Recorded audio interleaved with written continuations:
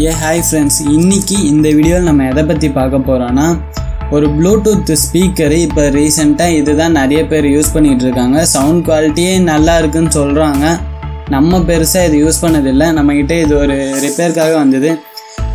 என்ன ரிப்பேர்னு சொல்லி கொடுத்தாங்கன்னு பார்த்தீங்கன்னா, ப்ரோ சார்ஜ் பின் உடஞ்சிச்சு, அதுக்கப்புறம் இதை ஆன் பண்ணவே முடியல ப்ரோ அப்படின்னு சொல்லி கொடுத்தாங்க.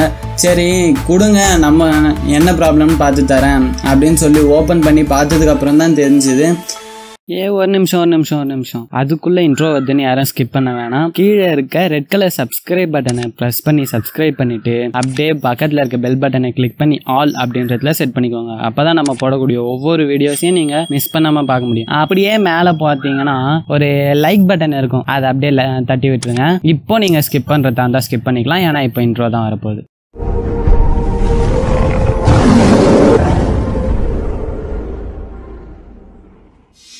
நான் முதல்ல வந்து ஸ்க்ரூஸை ஓப்பன் பண்ணிக்கிறேன். ஸ்க்ரூஸ் ரிமூவ் பண்ணி ஓப்பன் பண்ணிக்கிறேன்.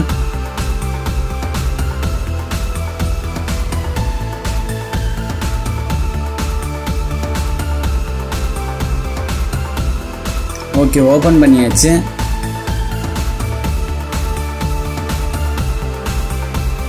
இப்போ இதுக்கப்புறம் என்னால் அதை பார்க்க முடிஞ்சது என்னன்னு எனக்கு தெரிஞ்சதை வரைக்கும் சொல்கிறேன்.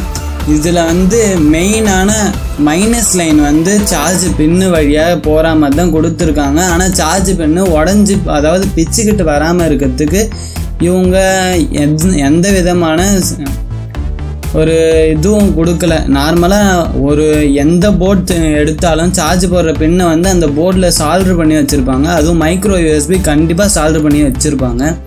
ஆனால் இதில் சால்டர் பண்ணியே வைக்கலை, சும்மா மேலோட்டமாக வச்சுருக்காங்க, அவ்வளோதான்.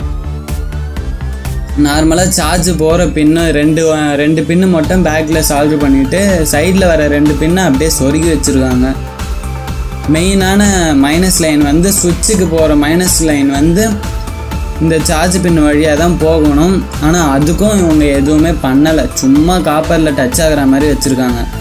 இப்போ பார்த்தீங்கன்னா தெரியும், நான் அதை டச் பண்ண உடனே கீழே இருக்க சுவிட்சை ஆன் பண்ணி வச்சுட்டேன். ஆல்ரெடி டச் பண்ண உடனே லைட் எரிஞ்சுது, ப்ளூ லைட்டு. அதாவது அதை டச் பண்ண உடனே ஆன் ஆகுது.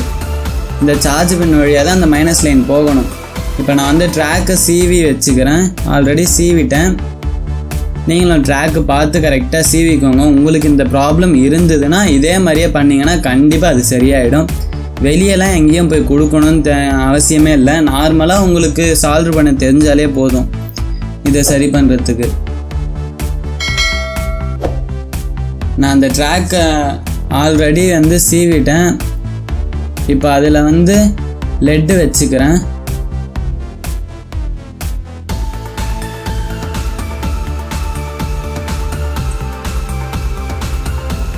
நீங்கள் பாசிட்டிவ் ட்ராக்கு கரெக்டானு செக் பண்ணுறதுக்கு இன்னொரு ரூட்டும் இருக்குது. சால்ட்ரைனை அது மேலே வைக்கும்போது இப்போ பார்த்துருப்பீங்க, பாசிட்டிவ் லைனில் சால்ட்ரைன் வைக்கும்போது ரெட் லைட் எரிஞ்சுது.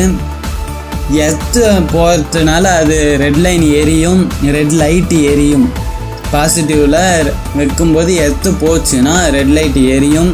நீங்கள் கரெக்டாக செக் பண்ணுறது இது மாதிரியும் பண்ணிக்கலாம். மல்டிமீட்டர் யூஸ் பண்ணுறவங்களா இருந்தால் மல்டிமீட்டர் வச்சு கண்டினியூ செக் பண்ணால் அது தெரிஞ்சிடும். இப்போ பார்த்தீங்கன்னா தெரியும், இந்த சார்ஜ் பின் வைக்கும்போது ஆன் ஆகுது, ப்ளூ லைட் எரியுது. அதாவது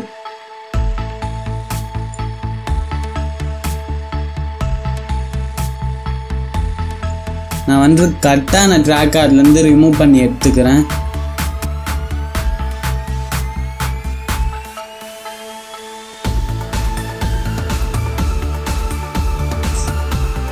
கரெக்டாக செட் ஆகுதான்னு செக் பண்ணிக்கிறோம் ஒரு வாட்டி.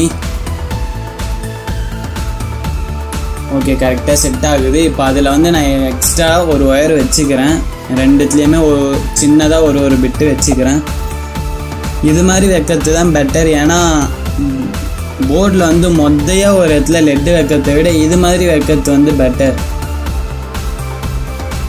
மைனஸ் லைனுக்கு வேறு இடத்துல சீவி எடுத்துக்கிறேன். ஏன்னா அங்கே ரொம்ப சின்னதாக இருக்குது, மைனூட்டாக இருக்குது. அதனால் வேறு இடத்துல ட்ராக்கை அப்படியே ஃபாலோ பண்ணி போய் எடுத்துக்கிறேன். ஏன்டா பக்கத்துலேயே எடுத்துக்கலாமான்னு கேட்கலாம். ஏன்னா பக்கத்தில் வந்து ரொம்ப சின்னதாக இருக்குது, மெல்லிஸாக எடுத்துகிட்டு போயிருக்காங்க. அது வந்து கட் ஆகிடும், நம்ம சீவ முடியாது, கட் ஆகிடும் சீவை பார்த்தா. அதனால கொஞ்சம் தள்ளி போய் நல்ல பெரிய இடமா பார்த்து கட் பண்ணிக்கிறேன். சீவி எடுத்துக்கிறேன்.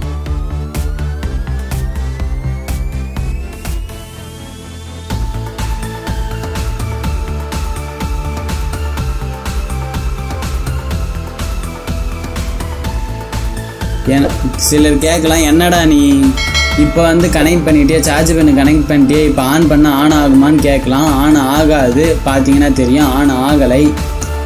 ஏன்னா வந்து நம்ம இன்னும் அந்த மைனஸ் லைனை வந்து ஷார்ட் பண்ணவே இல்லை. அந்த மைனஸ் லைன் எடுக்கிறதுக்கு வந்து நான் வால்யூம் இல்லை, ஆக்ஸ் இருக்குது பார்த்தீங்களா, ஆக்ஸில் வந்து பெருசாக ஒரு ரவுண்டு வரும், அதுலேருந்து லைன் எடுத்துகிட்டு வந்து சுவிட்ச் ஆண்ட கனெக்ட் பண்ணிக்கிறேன்.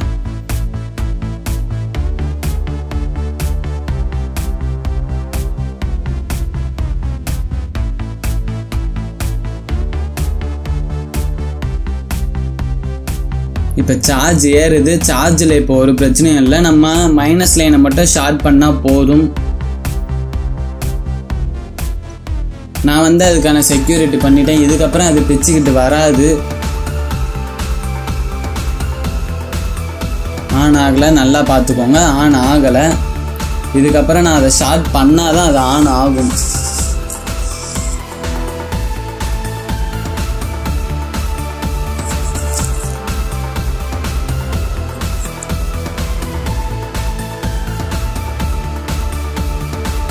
நான் அதை ஷார்ட் பண்ணுறதுக்காக சின்னதாக ஒரு ஒயர் வந்து கட் பண்ணி எடுத்துக்கிறேன்.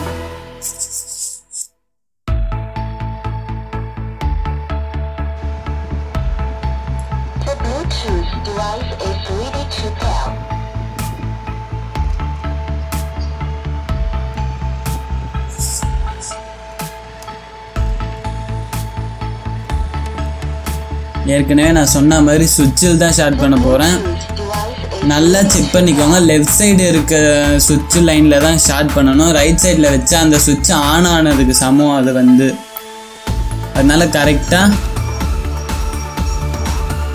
லெஃப்ட் சைடில் இருக்கிறதுல மட்டும் நீங்கள் ஷார்ட் பண்ணிக்கோங்க. இப்போ வந்து ஆன் ஆகிடுச்சு, சவுண்டு கேட்டிருப்பீங்க. இன்னொரு வாட்டி ஆன் பண்ணுறேன்.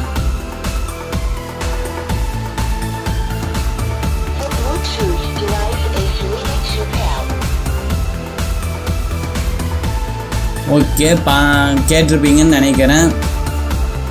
சார்ஜும் ஏறுது, ஆனும் ஆகுது. ஓகே, இதை மறுபடியும் அசம்பிள் பண்ணி கொடுத்துட வேண்டியது தான், டெலிவரி பண்ணுற வேண்டியது தான்.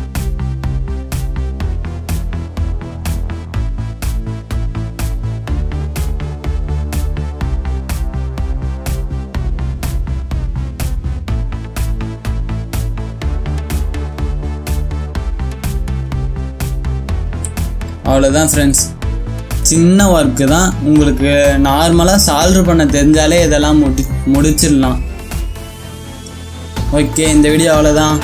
இந்த வீடியோ உங்களுக்கு பிடிச்சிருந்தா லைக் பண்ணுங்கள், கமெண்ட் பண்ணுங்கள், ஷேர் பண்ணுங்கள். மறக்காமல் இந்த வீடியோ இந்த மாதிரி ப்ராப்ளம் உங்கள் ஃப்ரெண்ட்ஸ் யாராச்சும் எனக்கு இருக்குடா வச்சான் அப்படின்னு சொல்லியிருந்தாங்கன்னா இந்த வீடியோவை மறக்காமல் அவங்களுக்கு ஒரு ஷேர் பண்ணிவிடுங்க. உங்களுக்கு உங்கள் ஃப்ரெண்ட்ஸ் எல்லாருக்குமே இது யூஸ்ஃபுல்லாக இருக்கும்னு சொல்லி நம்புகிறேன். ஓகே, பாய் பாய். அடுத்த வீடியோவில் பார்க்கலாம்.